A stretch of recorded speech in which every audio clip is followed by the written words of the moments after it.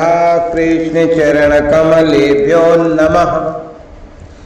नंद नंदन भाग 56 ब्रह्म विद व्यामोह। ब्रह्मा जी कहते हैं कि सर्वेश्वर की ये लीला है कि जो जितना बड़ा है उसका व्यामोह भी उतना ही बड़ा होता है।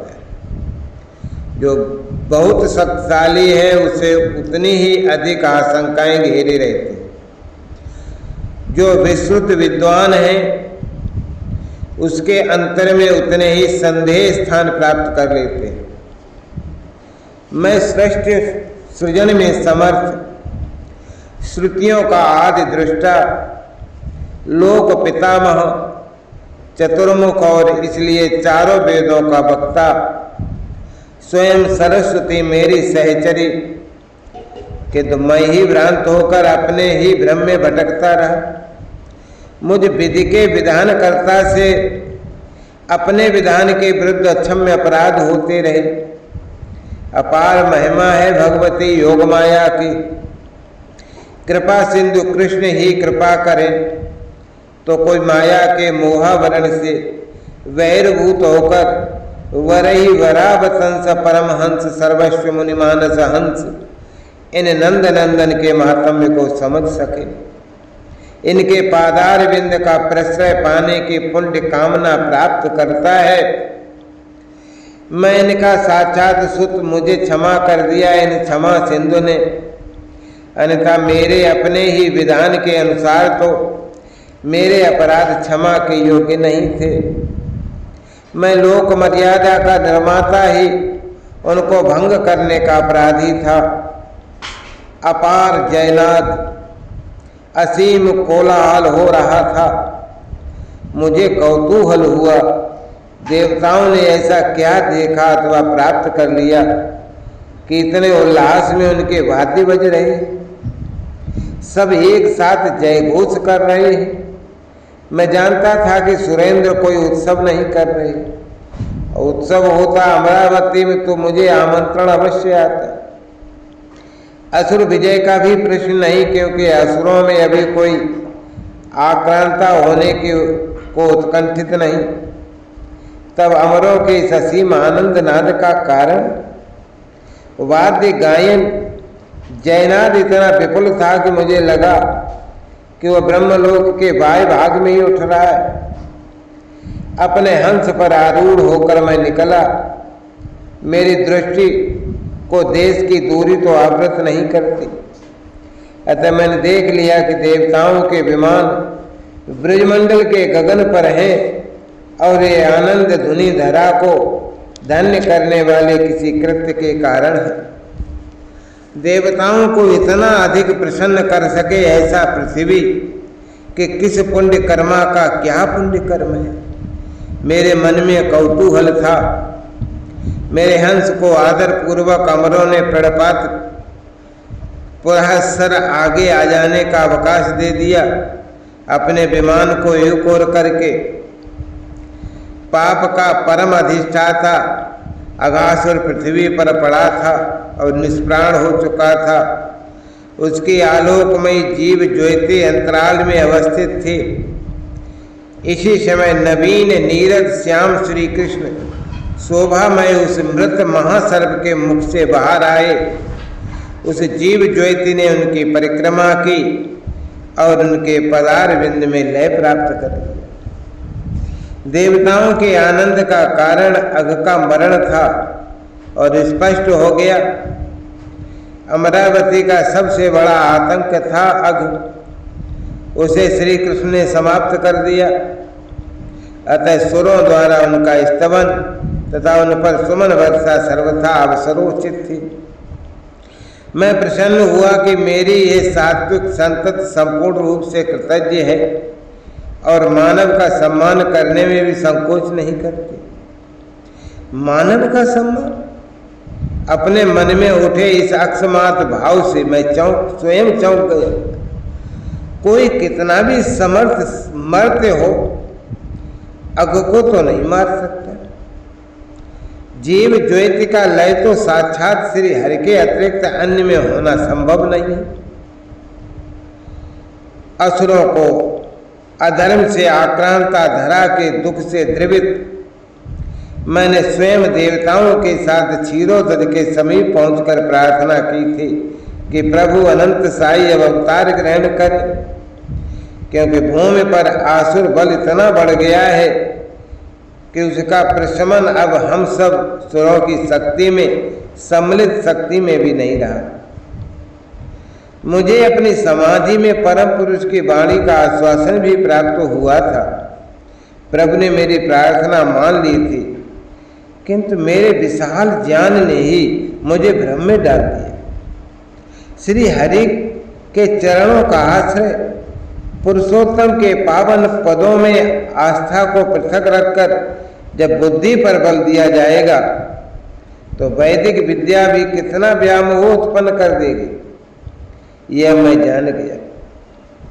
द्वापुर का युगावतार भगवान अनंत हैं। उन सहस्र शीर्षा अनंत पराक्रम की अचिंत शक्ति से प्रशमित न हो सके ऐसी कोई आसुर सामर्थ्य संभव नहीं। किंतु जीव ज्योति का विलय भगवान अनंत परमाचार्य हैं प्राणियों के, किंतु प्राणी का विलय तो अपने में भी स्वीकार नहीं करते। मैं देख रहा था कि वे स्वर्ण गौर एक कुंडली आज वन में नहीं आए हैं, आज वे नंद भवन को ही अलंकृत कर रहे हैं। इसका अर्थ है कि ये नवघन सुंदर श्री हरि साक्षात है और धरा पर अनुकंपा करके अग्रज के साथ आ गए हैं। मैंने अपने सृष्टि कर्म में संलग्न रहने के कारण इन सौंदर्य सिंधु की कोई क्रीड़ा का दर्शन नहीं किया। इन आनंद घन की रुचि क्रीड़ा के दर्शन का सौभाग्य इनके दिव्य धाम में पहुंचकर प्राप्त करने का अधिकार तो केवल उन्हें मिलता है जिनको ये स्वयं अपना परिकर स्वीकार कर लेते हैं। सुरों को, मुझे भी ये शुभअवसर तो इनके पृथ्वी पर पधारने पर ही प्राप्त होता है। मैंने इनको अघासुर के मुख में प्रवेश करते भी नहीं देखा था, अपूर्ण ही लीला देखी अगोद्धार की। अतः मेरा अंतर उद्वेलित हुआ। कोई संपूर्ण रुचिर क्रीड़ा देखकर मेरे नेत्र धन्य हो। मुझे संदेह भी हो गया, साक्षात सरस्वती के सर्वस्व मुझ सृष्टा को संदेह हो गया। श्री ब्रजराज कुमार सखाओं के साथ पुलिन पर बैठ गए भोजन करने। गोप बालकों को श्री नंद नंदन अपना उच्चिष्ट प्रदान कर रहे थे। ये बालकों का परम सौभाग्य, किंतु प्रत्येक बालक अपने मुख से लगा पदार्थ स्वादिष्ट कहकर इन यज्ञ भोक्ता को अपने करों से दे रहा था और ये प्रसन्न होकर उसे ग्रहण कर रहे थे। सावधानी पूर्वक प्रस्तुत पवित्रतम सामग्री तपः पूत ब्राह्मण सस्वर श्रुत के मंत्रों द्वारा जिन्हें सादर समर्पित करते हैं और अपने ही अग्नि रूप मुख में आई उस आहुति को भी जो यज्ञ पुरुष संकोच पूर्वक ही स्वीकार करते हैं, वे इन यज्ञोपवीतहीन संस्कार रहित गोप बालकों का उच्चिष्ट इतने उल्लास से स्वीकार कर रहे हैं। श्रुति शास्त्र के विधि विधान का विधाता हूं मैं। मुझे बहुत अधिक वितृष्णा हुई। बालकों पर मुझे कुछ क्रोध भी आया। मुझे लगा कि यह ज्ञानवशी ही सही अतिशय अक्षम्य अपराध कर रहे हैं। मैं रजोगुण का अधिष्ठाता कर्म की बाह्य शुद्धि पर मेरा पूरा आग्रह अस्वाभाविक तो नहीं है। मैं कोई और रुचिर क्रीड़ा इन कृपा सिंधु की देखना चाहता था।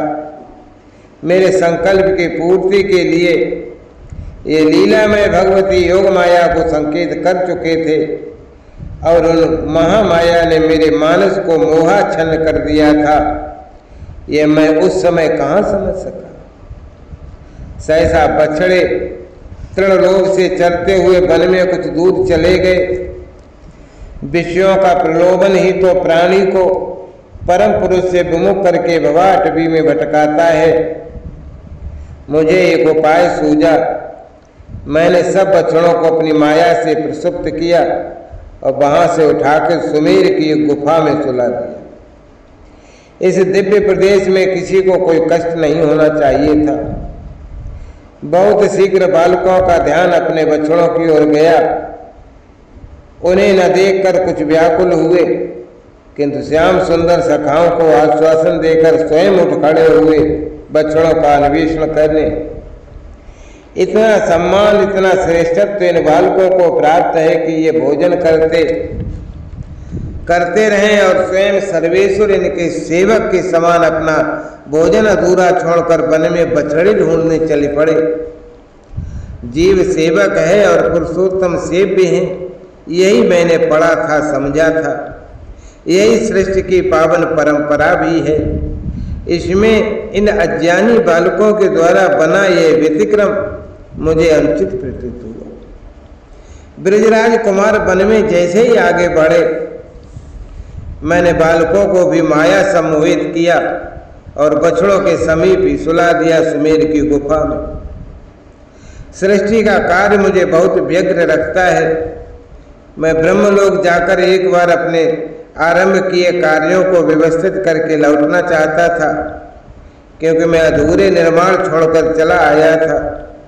लेकिन ब्रह्मलोक के द्वार पर पहुंचकर मेरा जो अपमान हुआ वो मेरी भयंकर भूलों के सम्मुख बहुत अल्प था। मेरे अपने लोक के द्वारपालों ने मुझे अपमानित प्रताड़ित करके लौटने को विवश न कर दिया होता, पता नहीं मुझे ब्रह्मलोक में कितने क्षण लगते। मैं द्वार पर से ही लौटा तो केवल एक त्रुट यानी 2.5 पल लगे थे, और इतने में पृथ्वी का तो पूरा 1 वर्ष प्रायः प्रतीत हो गया। मैं ब्रह्मलोक में प्रविष्ट हो पाता तो पृथ्वी पर पुरुषोत्तम की लीला में बहुत बाधा पड़ती। इन अखिलेशों ने मैं ब्रह्मलोक में प्रविष्ट ही न पाऊं, इसका प्रबंध करके मुझ पर अनुकंपा की थी। द्वारपालों ने मुझे देखते ही बेत्र उठा लिए। उन्होंने मेरी एक नहीं सुनी। सृष्टि के परम संचालक ने मेरे स्थान में कोई और चतुर्मुख ब्रह्मा नियुक्त कर दिया। यही मैंने समझा उस समय। मैंने पूछा भी, क्या कोई और ब्रह्मा अधिपति होकर यहाँ आ गए? द्वारपालों ने मेरा उपहास किया। कोई और क्यों आवेंगे? हमारे स्वामी स्वयं आए। वे हमें सावधान कर गए हैं कि तू मायावी असुर उनका रूप बनाकर यहाँ प्रवेश का प्रयत्न करेगा, तो हम तेरे रूप और शब्दों के सुर के भ्रम में नहीं पड़ने वाले। मैं समझ गया कि मैं सर्वेश्वर द्वारा पदच्युत कर दिया गया। मेरा सुर, मेरा स्वरूप किसी को भी अपने संकल्प से ही प्रदान करने में भी समर्थ है। सचमुच मैं असुर तो हो ही चुका, क्योंकि मैंने श्री कृष्ण के स्वजनों पर माया प्रयोग की धृष्टता की। अरे मैंने यह भी नहीं सोचा कि बछड़े और बालकों के प्रारब्ध में मातृ पितृ स्वजन वियोग तथा उनके स्वजनों माता पिता के प्रारब्ध में पुत्र वियोग है भी या नहीं। प्राणियों के प्रारब्ध की उपेक्षा करके केवल अपने अहंकार के वशीभूत अपनी मानी मर्यादा पर दूसरों के गुण दोषों का निर्णय करके उनको अपनी इच्छा के अनुसार चलाने का प्रयत्न असुर ही तो कर सकता है। योग माया के द्वारा सम्मोहित मैं तब भी नहीं समझ सका था कि ब्रज के ये बालक, ये बछड़े मेरी सृष्टि के हैं भी या नहीं। इनके शरीर कर्म प्रारब्ध की परिणति नहीं है और इनको मेरी माया स्पर्श भी नहीं करती, यदि इनके ही यधीश्वर की। उस समय तो मैं अपनी भूल के सुधारने के भ्रम में शीघ्र लौट पड़ा। मुझे अपने पदभ्रष्ट होने का वैसा दुख नहीं था जैसा अपनी भूल। ब्रज में इस 1 वर्ष में क्या परिवर्तन हो गया। बछड़ों और बालकों के अदृश्य हो जाने से ये देख लेना और उसके अनुरूप कुछ करना आवश्यक था, किंतु मैं गगन में पहुंचते ही हक्का पक्का रह गया। नीचे सब बछड़े सब बालक श्री कृष्णचंद्र के साथ वैसे ही क्रीड़ा कर रहे थे। वही बछड़े वही बालक, सबके रंग रूप अंगों की आकृति स्वर स्वभाव वही। केवल 1 वर्ष की आयु का अंतर आकारों में आया और बालकों में अधिकांश के उत्तरीय कछनी आभूषण नवीन है। ये क्या उसी दिन उस गुफा से यहाँ आ गए? मैं सुमेर की गुफा देखने हंस को उड़ा ले गया। वहां देखता हूं कि वे सब जिन्हें मैं जैसे सुला गया था वैसे ही सो रहे हैं। उनमें किसी ने तनिक भी संज्ञा प्राप्त की हो ऐसा कोई लक्षण नहीं है। तब वृंदावन में ब्रजराज कुमार के साथ क्रीड़ा करने वाले कौन? मैं फिर ब्रज के गगन पर आया, किंतु कोई अंतर नहीं। यहाँ सब बछड़े सब बालक यहाँ भी श्याम सुंदर के साथ उपस्थित हैं। अपने हंस को तनिक और ऊपर उठाकर मैंने अपने 2 मुख ब्रज की ओर और 2 मुख सुमेर की ओर किए। मेरी दृष्टि को देश काल पदार्थ कोई अवरुद्ध नहीं करते। मैंने देखा कि नीचे भी और सुमेर की गुफा में भी स्त्री जैसी मैंने देखी वैसी ही है। ये है क्या? तो नित्य सर्वज्ञ केवल ये सर्वेश्वर श्री कृष्णचंद्र हैं। मैं सप्रयत्न ही भूत एवं भविष्य का साक्षात्कार कर पाता हूँ। यही ससीम सर्वज्ञता सृष्टि में तप योगादि से उसके अनुपात में ऋषि मुनि महात्मा सिद्धों को मिलती है। मैंने प्रयत्न किया कि देख लूं कि मेरे यहाँ से विदा होने के पश्चात क्या क्या हुआ। बहुत अल्प शक्ति है मेरी, मुझे बहुत स्पष्ट कुछ नहीं ज्ञात हुआ। केवल ब्रजराज कुमार ने जितना देखने दिया वही देख सका। मध्य का अनेक स्थान अनेक समय मेरी दृष्टि के सम्मुख पूरा प्रयत्न करने पर भी नहीं आया। इस दिव्य भूमि में किसी की सिद्धि दृष्टि काम नहीं करती। यहाँ तो वर्तमान का भी उतना ही दर्शन होता है जितना प्राणी को उसके प्रेम के कारण या परार्थ पर पुरुष अथवा भगवती योग माया प्रदान कर। मैंने देखा कि अपने वाम कर पर दधि भात का ग्रास लिए श्री ब्रजराज कुमार वन में प्रविष्ट हुए।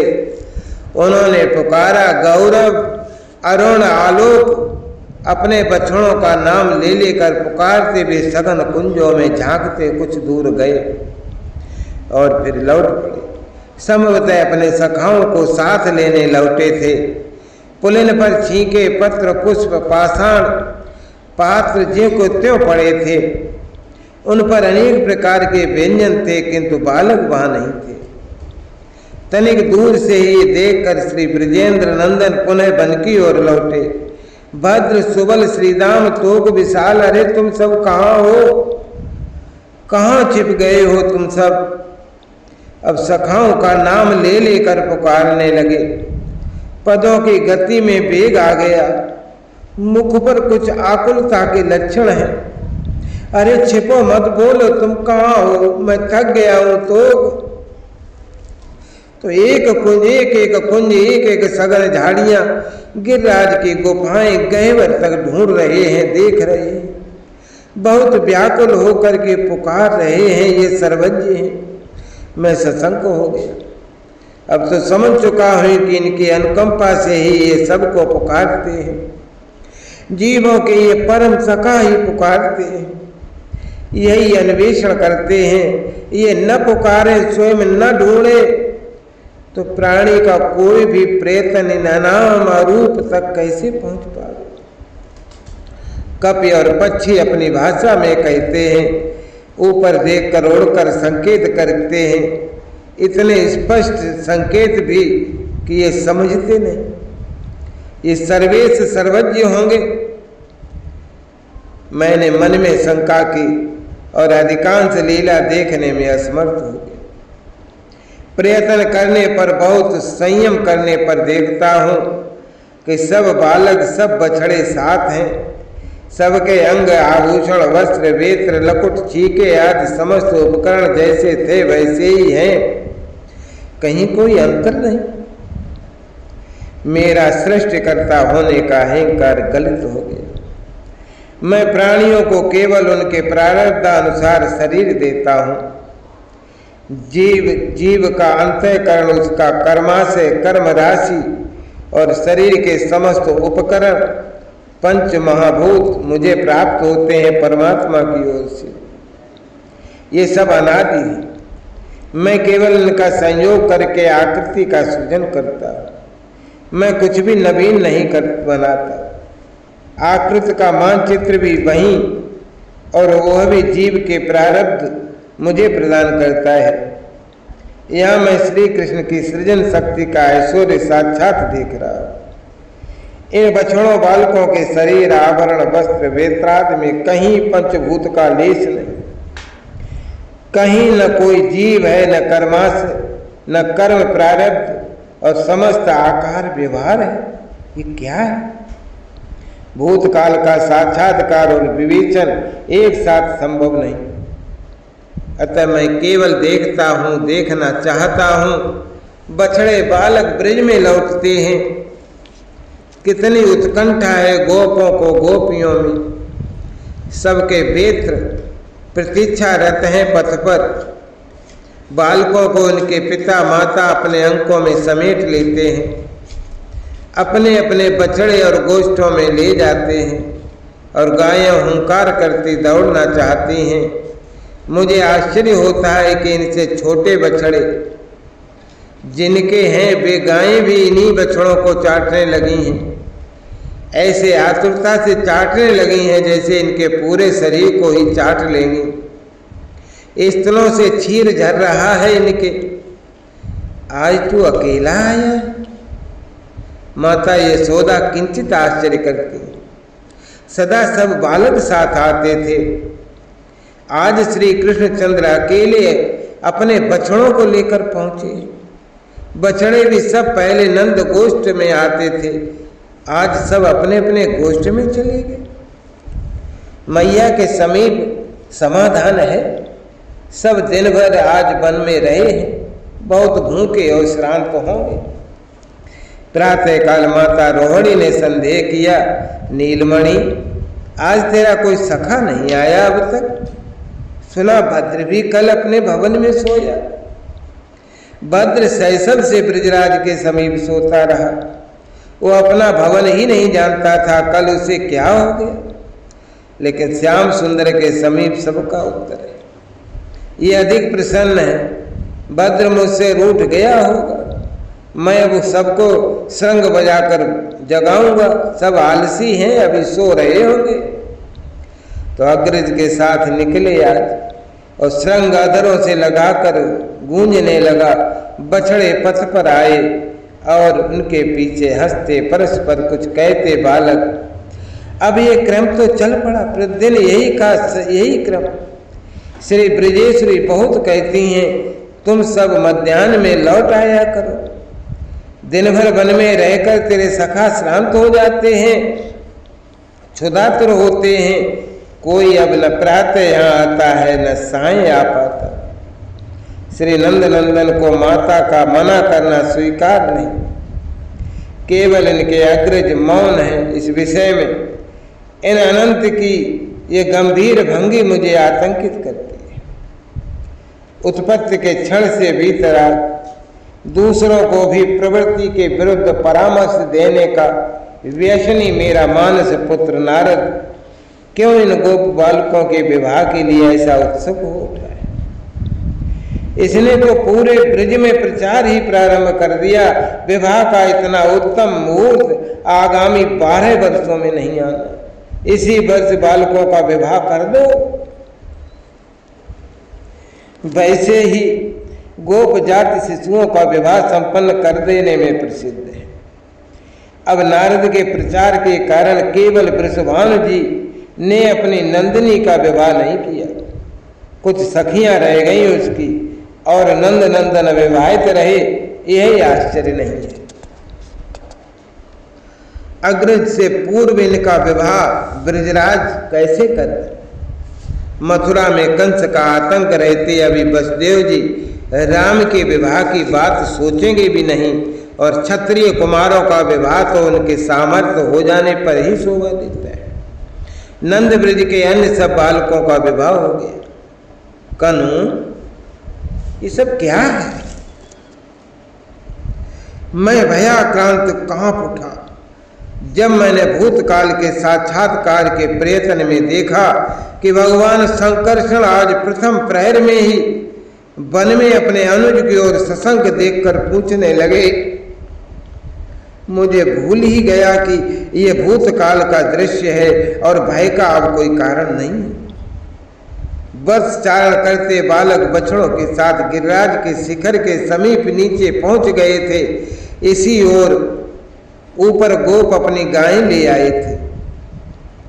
गायों की दृष्टि नीचे बछड़ों पर पहुंची और फिर वे पूंछ उठाए कर्ण उत्थित किए हुंकार करती दौड़ पड़ी। उन्होंने मार्ग देखा ही नहीं। सीधे सिलाएं कूदती, झाड़ियां रौंदती, खंड फादती हुंकार करती भागी आई और अपने बछड़ों के समीप आकर उन्हें आतुरता पूर्वक चाटने लगी। बछड़े दूध पीने लगे। गोपों ने अपनी लाठियां उठाई, गायों को रोकने दौड़े। बहुत प्रयत्न किया किंतु जिधर पहुंचे गायों ने उधर से मुड़कर दूसरा मार्ग पकड़ लिया। एक भी गाय को कोई रोक नहीं सका। बड़ा क्रोध आया सबको। नीचे बालक देख रहे थे।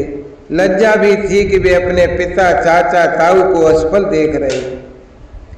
गायों के समान तो झाड़ियां सिलायों और गैबरों को कूदते आ नहीं सकते थे। सब क्रोध में भरे हाँपते सोए दिशनाथ लाठी उठाए दौड़ते कुछ घूम घाम कर नीचे पहुंचे। जो श्रद्धालु गोपों ने कभी नहीं किया वो क्रोधावेश में संभवतः आज हो जाता। वे लाल मुख अरुणाभ नेत्र गायों पर अत्यंत क्रुद्ध ही आए थे। ऐसे में हाथ उठ जाना अशक्य तो नहीं। अचानक पुत्रों पर बालकों पर दृष्टि पड़ी और गोपों के हाथों से लाठियां छूट गिरी। नेत्रों से बात्सल्य उमड़ पड़ा। सबने गायों की ओर देखा ही नहीं। दौड़े और अपने पुत्रों को भुजाओं में उठाकर हृदय से लगा लिया। नेत्रों से प्रेमाश्रु टपकने लगे। देर तक खड़े रह गए। ऐसे ही कठिनाई से बालकों को छोड़ सके। गाय ही नहीं गोप भी लौट लौट कर अपने बालकों को देखते हुए गए। तुम सबके आत्म स्वरूप सच्चिदानंद घन, तुम समीप हो और गाय गोप गोपियों का ध्यान भी तुम्हारी ओर नहीं जाता। श्री शंकरषण सशंक कह रहे थे। पहले तो ऐसा नहीं था। सबका जैसा होना चाहिए वैसा अतिशय अनुराग तुम्हारे प्रति ही था। अब इस वर्ष क्या हो गया? बछड़ों बालकों के प्रति, ब्रज की गायों गोपों गोपियों के प्रति उत्तरोत्तर बढ़ती जा रही है। ये कैसा हो रहा है? कोई तुमसे परांग मुख करके ब्रज के लोगों को पथभ्रष्ट करने का प्रयत्न कर रहा है। ये शंका पहले मेरे मन में आई। भगवान अनंत भाई की ओर ही देख रहे थे। असुरों को उत्पीड़न का अवकाश मिल जाए ये तुमसे वहां के लोगों के प्रीत न रहे।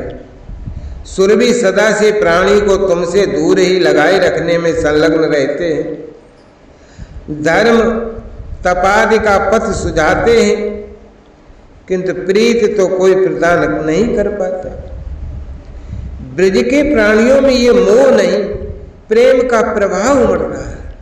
ये मैं प्रत्यक्ष देखता और ये प्रेम बालकों और बछड़ों के प्रति। किसी सुर असुर की माया मेरा स्पर्श कर नहीं सकती। मैं इसे नहीं समझ पाता तो ये तुम्हारी ही कोई लीला होनी चाहिए। इस असंगत लीला का अभिप्राय तुमने अपनी ओर आकर्षित करने के स्थान पर प्राणियों को अपने अपत्यादि में आसक्त करने का व्रत कब से बना लिया? दादा,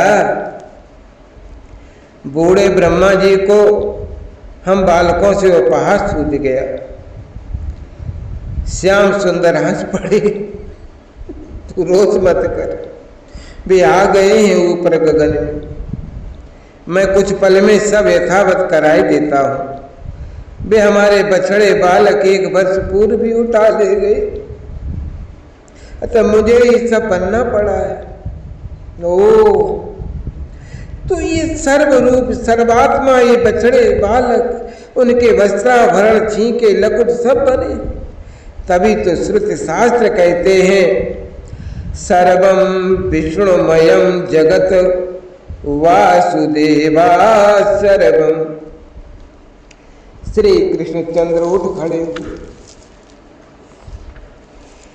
और अग्रज से दूर आगे आ गए। मैं भूतकाल का साक्षात्कार करता वर्तमान में पहुंच गया।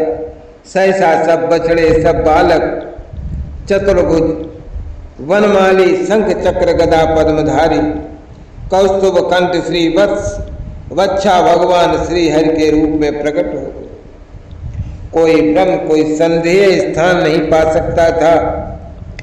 सारूप्य प्राप्त श्री नारायण के पार्षदों के कंठ में कौस्तुभ और वत्स पर श्री वत्स नहीं होता, ये मैं जानता।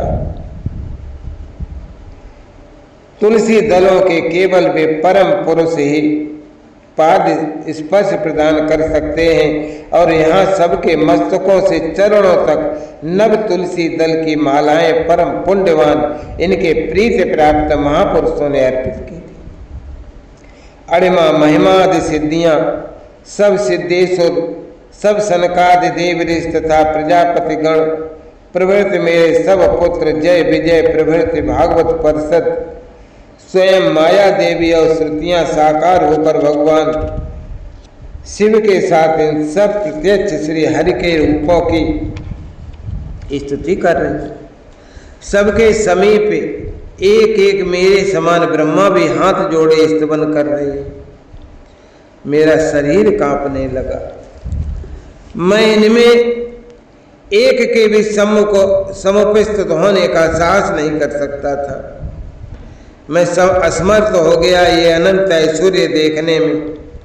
मैंने हंस की पीठ पर ही हाथ जोड़े और अपने 8 नेत्र बंद कर लिए।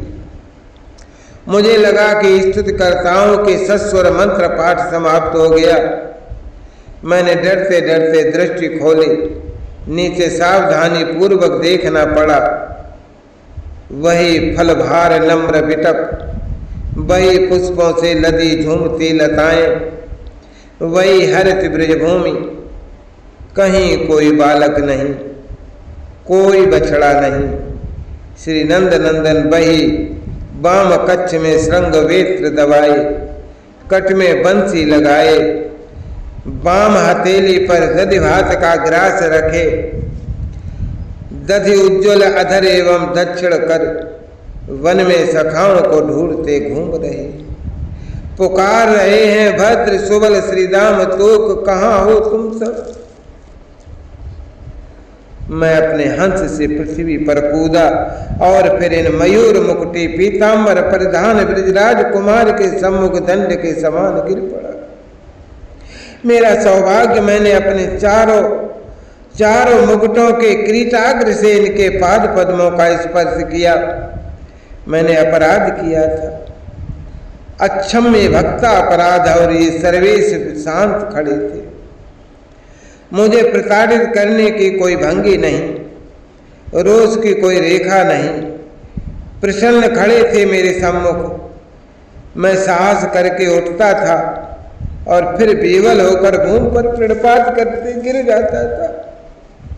सहस्र प्रणपात किए मैंने और तब कहीं अपने को इतना स्थिर कर सका कि स्तुति कर सका।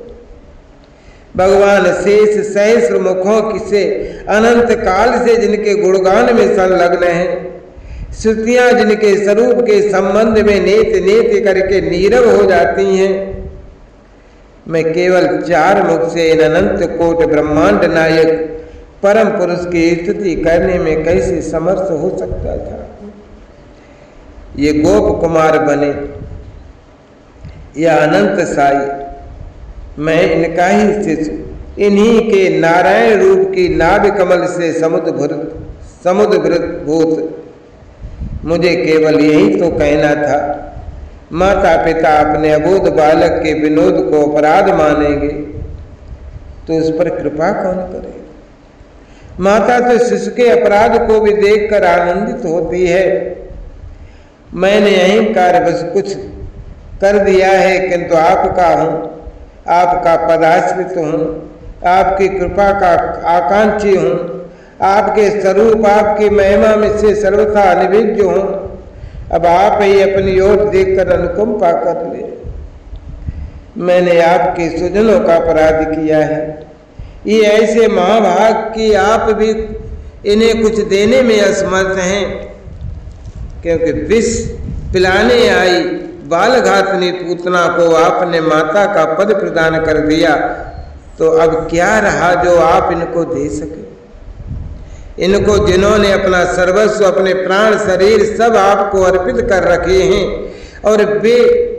और केवल आपकी सेवा को, सुख को अपना सर्वस्व बना लिया है, मैंने आपके इन सुजनों का अपराध किया है।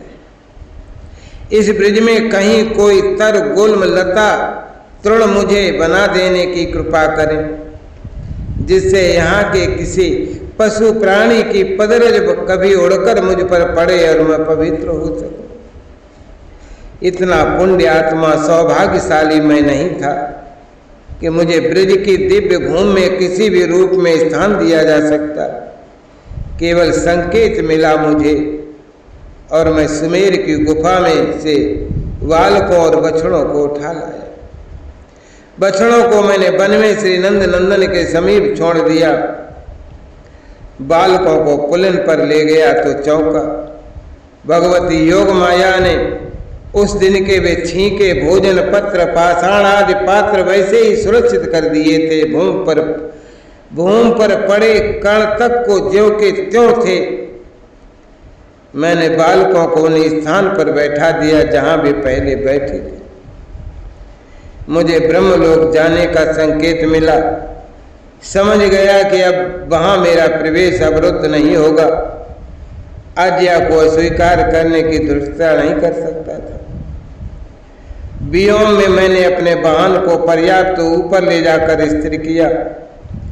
देखा बछड़ों को लिए श्याम सुंदर अग्रज के साथ चले आ रहे। बालक प्रसन्न होकर बोले, अच्छा दादा आ गया। कनु तू बहुत शीघ्र लौटा, हमने अब तक एक ग्रास भी नहीं खाया। अब मंडल के मध्य में गौर श्याम दोनों विराजमान हो गए। भाई भोजन क्रीड़ा, सबने यमुना में मुख कर धोए। शाय ब्रज लौटते अघासुर का शरीर दिखलाया और श्री कृष्ण ने सखाओं को सुबल ने स्पर्श करके कहा, ये तो सूख गया।